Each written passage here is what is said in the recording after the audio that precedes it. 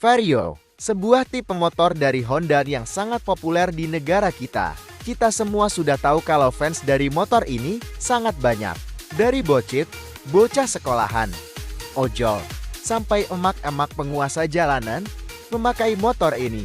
Selain aerob, motor ini juga menjadi salah satu motor idaman ciwi-ciwi bahkan ukti-ukti teenager. Mau sama cowok minimal harus punya motor Vario. Anjay. Supaya gue bisa digontengi. Nah, kira-kira kenapa motor ini bisa sepopuler itu? Padahal keluhan geredek bodi getar sampai spakbor miring masih ada sampai generasi terbarunya. Atau jangan-jangan itu adalah fitur andalannya untuk menjadi daya tariknya? Mari kita hujat di video ini.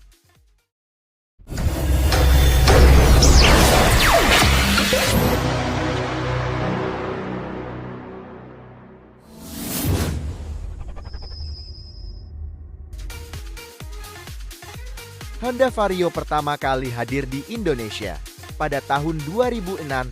Generasi Honda pertama ini merupakan bentuk antisipasi dari Astra Honda Motor atau semakin populernya skutik di Indonesia. Tidak butuh waktu lama Honda Vario langsung diminati oleh masyarakat tanah air. Lantaran motor ini merupakan skutik pertama di Indonesia dengan mengenakan pendingin cairan. Skutik ini hadir dengan rancang bangun yang lebih menarik dari lawannya. Model-nya sangat cantik dengan mengadaptasi model lampu yang dimiripkan dengan CBR 1000 lama yang lokasinya berada di tameng bodi depan. Lampu ini masih memakai bohlam biasa, karena pada saat itu lampu LED belum umum digunakan. Begitu pula untuk lampu belakangnya yang hanya menggunakan lampu bohlam T10. Diman lampu ini harus diganti sebulan sekali karena kualitasnya yang hampas banget. Ataupun lampu rating ini untuk tipe Vario ini sering sekali mati. Kadang baru teman-teman ganti sehari ada 2 hari balonnya tetap. Fitur Vario juga lebih unggul dengan parking brake lock dan side stand sweater yang menjamin mesin tidak dapat menyala ketika standar samping lupa diangkat. Dan sekarang teknologi ini banyak ditiru oleh kompetitornya. Namun di sini Yamaha bisa mengeksekusi parking brake lock dengan baik, simple dan mudah digunakan. Tidak seperti punya Honda yang segede ban super berat dan harus pakai 2 tangan.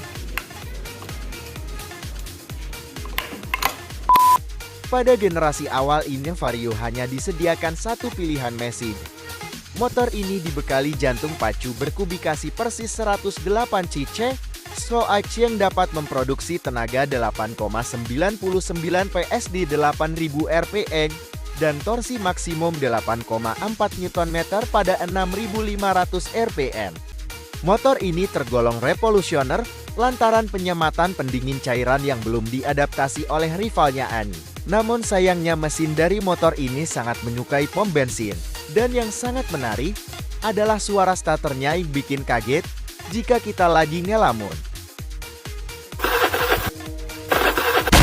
Berselang 3 tahun tepatnya di tahun 2009, AHM meluncurkan Vario generasi terbaru dengan menambahkan nama Tekno di belakangnya. Pabrikan merubah tampilannya terlihat jauh lebih modern.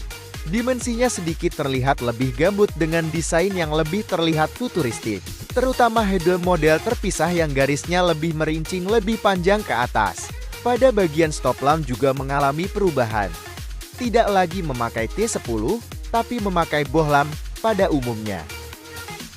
Namun dari segi mesin tidak ada perubahan. Spesifikasinya masih sama persis alias kuman ganti skin. Tapi ada beberapa teknologi yang dibenamkan pada Vario Tekno, yaitu sistem pengereman kombi brake system. Dan dari sinilah awal generasi Vario memakai teknologi penghenti laju yang disebut dengan CBS. Di tahun 2013 Honda Vario VCFF LI 125 diperkenalkan. Pada generasi ini AHM menaikkan kelas dan mengubah segmentasi Honda Vario. Perubahannya terhitung banyak. Salah satunya desain yang semakin gambot, gak hanya bentuknya. Sektor pacu juga ditingkatkan menjadi 125 cc PCMMA yang terdapat fitur andalan yaitu gredek. Itu akan gredek kembali. Nah, jadi saran saya kalau memang ingin benar-benar sembuh nanti teman-teman bisa mengganti. Serta ditambah fitur baru yaitu Idling Stop System yang sekarang ditiru Yamaha yaitu dengan nama SSS.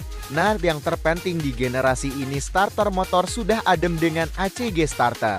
Tidak lagi seperti bom nuklir yang bikin kaget tetangga komplek. Oh my god! Wow! Dan teknologi ini juga dicontek lagi sama Yamaha. Di generasi ini anehnya lampu belakang kembali lagi memakai lampu T10 yang hampas. Dan di tahun 2015, Honda kembali memperkenalkan Vario 110, yang sebenarnya ini lebih cocok dinamai Beat facelift. Karena memang ini hanyalah Honda Beat yang pakai skin Vario. Mesinnya sama persis yang masih berpendingin udara. Padahal selama ini mesin Vario ya pakai radiator. Meskipun begitu, motor ini tetap ada fitur YSS dan CBS.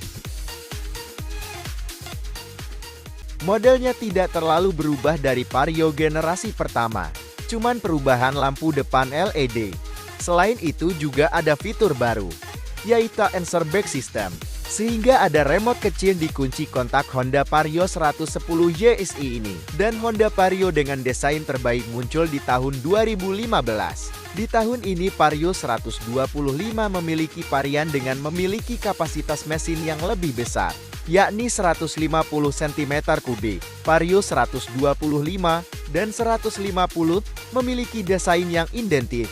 Hanya ada perbedaan pada strip pin serta warna lampu panel indikator saja. Tapi kalau dibanding dengan model sebelumnya di seri ini, perubahannya sangat agresif, yang meruncing di setiap sisi, sangat sporty, apalagi terdapat lekukan mirip Ducati di area depan, yang seolah-olah motor ini bisa lari 300 km per jam.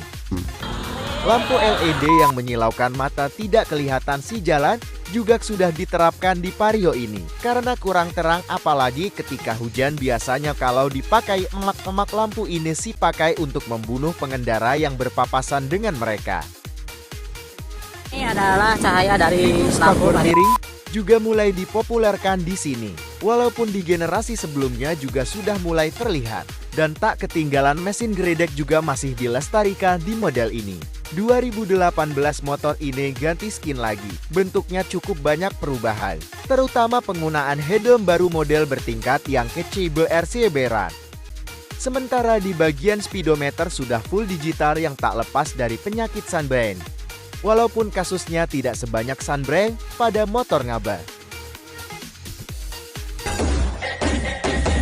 Di bagian belakang terlihat sporty dengan knalpot pendek ala Honda CBR 150R, serta spakbor miring yang menjadi ciri khas setiap generasinya.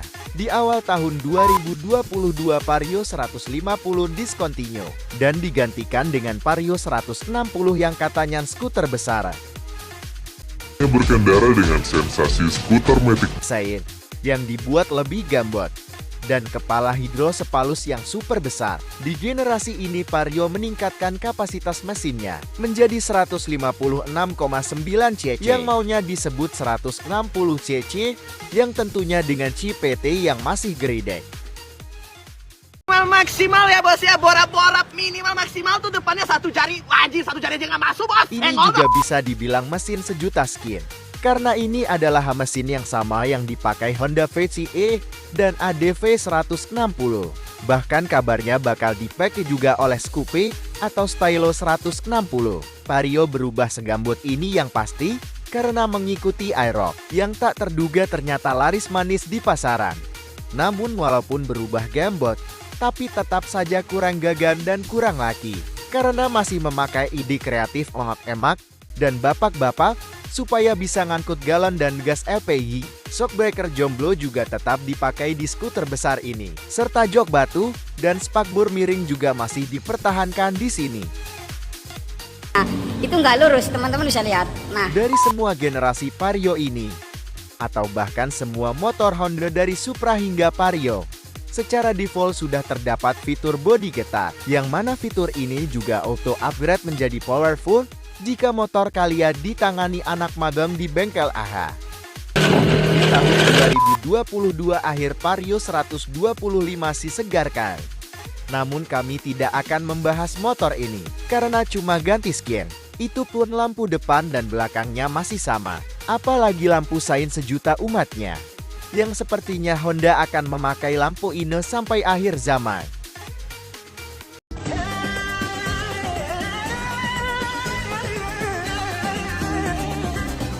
Namun dari beberapa minus tersebut, Vario adalah salah satu motor yang paling laris di Indonesia. Selain karena merknya Honda, desain Vario setiap generasi memang sesuai dengan selera masyarakat kita. Apalagi makin kesini Honda semakin mengikuti selera kita. Tidak seperti kompetitornya yang malah mulai menerapkan desain perendapan di beberapa motor barunya. Oke, sekian informasi nyeleneh kali ini. Kalau ada kekurangan lain yang belum kami sebutkan di motor ini, silahkan tulis komentar di bawah. Sekian dan salam gredek.